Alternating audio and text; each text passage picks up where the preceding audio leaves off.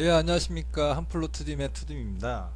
자, 오늘은 4강 네 번째인 선택문에 대해서 한번 알아보도록 하겠습니다.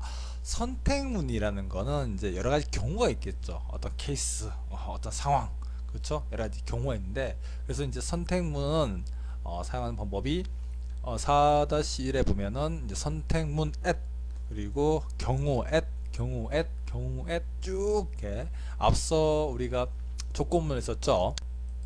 조건문에서 잠깐 보면은 3-2에 이제 조건 at 다른 조건 at 쭉 있고 마지막에 그 밖인 것처럼 마찬가지로 선택문에서도 이제 선택문 at 이제 경우 at 쭉 가다가 마지막에 기본값 at 즉 만약에 기본값도 마찬가지 그 밖처럼 사용해도 되고 안 해도 됩니다. 그래서 이제 기본 이것저것 다 아닐 경우에 그럴 경우에 이제 기본값으로 뭘 하겠다라는 의미겠습니다. 그래서 꼭 아셔야 되는 건 이제 뭐 조건 다른 조건 뭐 그 밖 선택문에서는 선택문하고 경우 그다음에 기본값 요 부분만 이해하시면 되겠습니다. 일단 뭐 내용 보면서 전체적으로 또 마찬가지 내용 살펴보고 뒤에서 이제 예제 부분 예제 부분 이제 확인하고 그리고 이제 좀 소스를 변경해서 한번 그 결과값을 어떻게 나오는지 또 이 선택문이 어떻게 사용되는지를 한번 알아보도록 하겠습니다. 자, 4-1에 내용이 이제 예제가 있는데 보면 마찬가지로 기본값 해서 이제 변수의 값을 정의하는 거죠. 그래서 찾을 변수는 이제 한플로.com이 되어 있고요. 조건 변수 1에 2, 3에 보면은 각각의 내용이 들어가 있습니다. 그래서 웹 언어 데이터베이스 언어 한플로. 그러니까 앞서 조건문 내용과 똑같은 내용이죠. 다만 사용하는 부분이 이제 선택문 at이라는 거죠. 근데 내용이 좀 다르죠. 잠깐 볼까요? 3에 보면은 조건절에서는 조건하고 대상을 서로 비교를 했는데 비교를 하죠. 뭐 크냐 작냐 뭐 같냐 이렇게 비교를 하는데 선택문에서는 그게 아니라 찾을 변수만 넣어주면 되는 거죠. 그러면 비교는 어디서 한다? 경우에 사는 거죠. 그러니까 여러 가지 경우가 있을 경우에 이게 이제 한글로 되어 있다 보니까 이것을 설명하기 위해서 한글을 다시 한글로 설명하니까 내용이 좀 복잡하네요. 그러니까 경우가 여러 가지가 있고 사용하는 것도 경우로 사용하는 거니까 다르게 많은 어떤 선택을 하는 경우가 있죠. 그럴 경우에 경우를 사용한다는 겁니다. 경우 s를 사용한다는 거죠. 내용 살펴보겠습니다. 찾을 변수가 지금 한플로.com이라는 문장인데 경우 s에 대해서 조건 1 변수가 웹 언어예요. 해당됩니까? 예, 다르죠. 다르니까 조건 1 변수 1이라는 내용이 출력되지 않는 거죠. 자, 잠깐 보셔야 될 게 있습니다. 여기 꺽스 샵 내용에서 사이에 우리가 HTML 내용을 넣었는데 여기는 지금 변수명 그대로 넣었어요. 그러면 변수명 그대로 넣으면 변수의 값이 출력이 됩니다. 예, 값이 출력이 되는 거죠. 자, 일단 요 내용은 일단 결과 예제를 보면서 설명을 드리고요. 그래서 조건 변수 1이 이제 웹 언어니까 이건 하지 않겠네요. 조건 변수 2는 또 데이터베이스니까 하지 않겠네요. 3도 한플로.com하고 한플로는 내용이 다르니까 출력이 되지 않겠죠. 다 안되고 경우 at에서 한플로라고 있어요. 이것도 이제 문장이죠. 예, 문장도 해당되지 않기 때문에 출력되지 않고 그럼 기본값은 이 내용이 나온다는 거죠. 알 수가 없습니다 라는 내용이 나오죠. 자, 그 실행 결과값을 보면은 찾을 변수가 한플로.com인데 어떠한 내용도 해당되지가 않아요. 그래서 이것저것도 아닌 경우죠. 기본값이 내용이 출력된다는 거죠. 어떤 내용?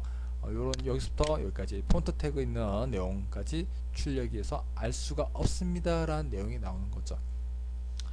설명 부분에 보시면은 여기 뭐 해당 조건에 만족하면 경우에 대해서 어떤 내용이 출력이 되는 거고요. 위의 내용은 이제 내용이 없기 때문에 기본 값에 있는 안에 있는 요 내용이 출력된다라는 것을 보여주고 있습니다. 일단 이제 선택문은 워낙 간단해서 크게 뭐 내용이 없어요. 사실 예제를 보면서 다시 설명을 드리도록 하겠습니다. 마찬가지 한플로 스타트가 된 상태에서 되어 있기 때문에 일단 예제만 복사해서 넣도록 하겠습니다. 예제가 이기잼이죠.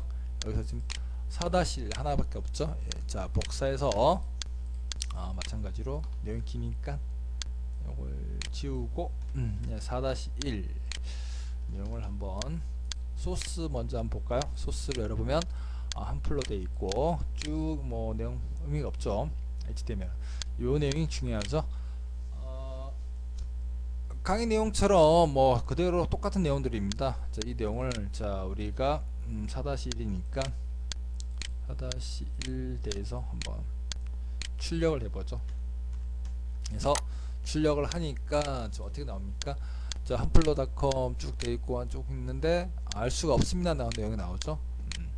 이 내용은 아예 알 수가 없죠. 사실 이건 제가 코딩하면서 잘못 넣은 것 같아요.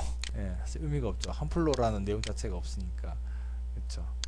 여기도 뭐 삭제도 상관없겠네요.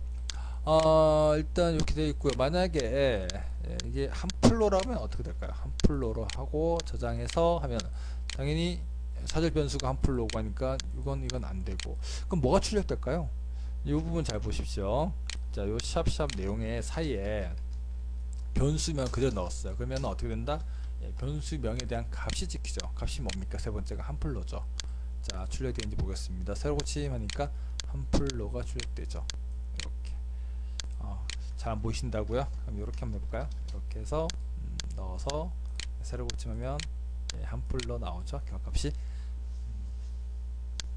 그러니까 경우가 굉장히 많을 경우에 사용된다는 거. 그럴 때만 사용되는 게 선택문이라는 겁니다. 그래서 앞서 조건문과 선택문은 사실 문법적인 차이가 거의가 없어요. 다만 이제 사용하는 빈도가 3-2 잠깐 볼까요? 3-2 내용을 보면은 우리가 앞서 했던 것처럼 사실 이건 이 내용이 아니네요. 소스가 수정되어 있죠.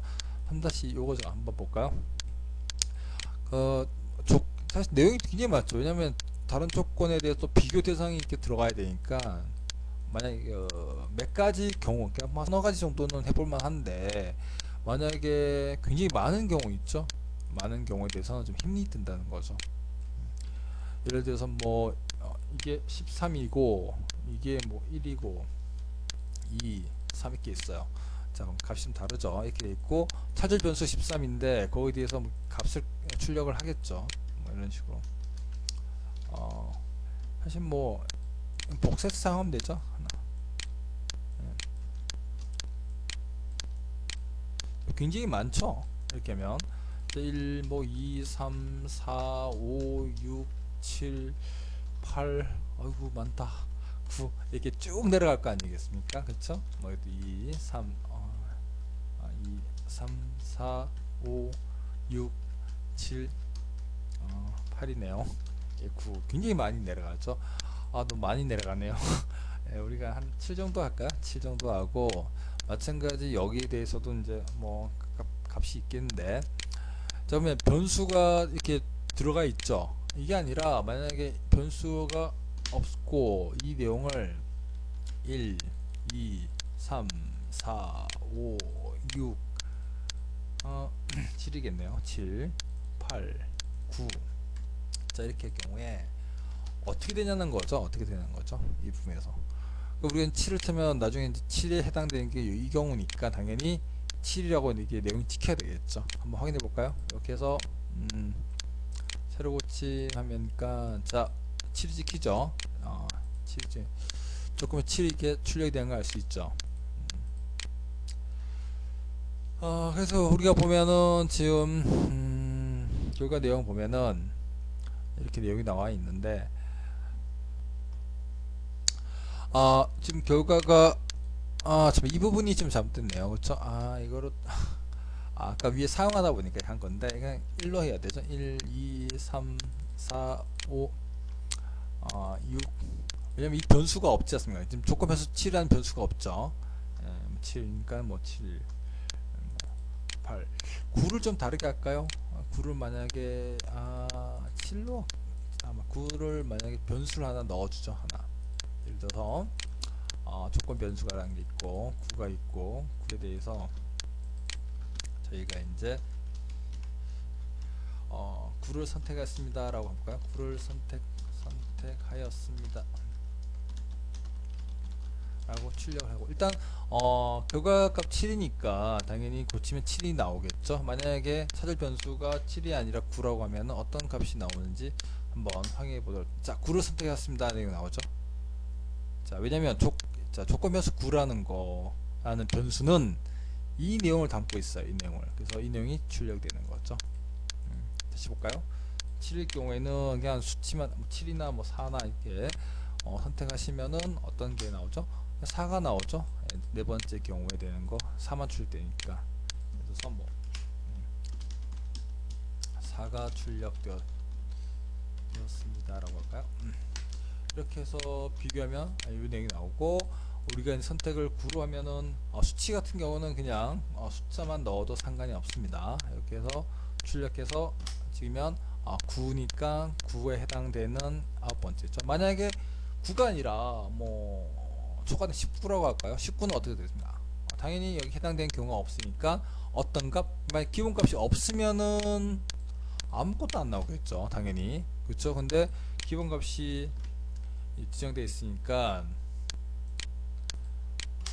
이것도 저것도 아니면 마지막에 있는 기본값에서 그 결과 어떤 내용 메시지를 출력해서 또 어떤 처리를 할 수 있게끔 되어 있습니다. 자, 오늘은 간단하게 전체적으로 이제 뭐 선택문에 대해서 내용을 살펴보았는데요. 중요한 거는 뭐 그 찾을 변수 부분이죠. 이 부분을 선택문 뒤에 넣어주고 나머지 경우를 쭉 나열해 주면 된다는 거죠. 그래서 이제 선택문은 그렇게 어려운 내용은 아니고요. 조건문 내용과 선택문 부분을 잘 비교하면서, 사실 비교할 게 있을까 싶기도 해요. 왜냐면 다른 조건 급악이죠. 선택문 경우 기본값, 사실 뭐 이런 어떤 형식적인 차이일 뿐이지 어떤 내용은 거의 비슷하고요. 단지 이제 조건문에서는 다른 조건이나 다른 조건에는 항상 대상이 지정된다는 거, 그래서 비교문이 들어가야 된다는 게 큰 차이라면 차이라고 할 수 있겠네요. 오늘은 이제 선택문을 했고요. 다음 시간에는 이제 반복문에 대해서 한번 알아보도록 하겠습니다. 반복문은 사실 우리가 이제 앞서 했습니다. 어디서 했습니까? 차2에서 사실 보면은 우리가 이제 그 날짜 아니죠. 파일 및 폴더 정보 얻기에 보면은 반복문이라고 있죠. 그래서 뭐 시작부터 해서 어디까지 가서 증감치, 증가하는 거는 일식, 이식 해보자, 뭐 그런 식 내용 있죠.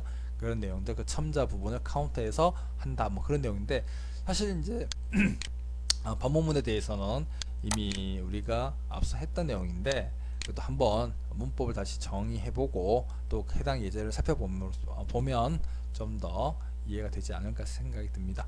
그래서 오늘은 이제 선택문에 대해서 간단하게 소개를 드렸습니다. 지금까지 한플로 투딤의 투딤이었습니다. 감사합니다.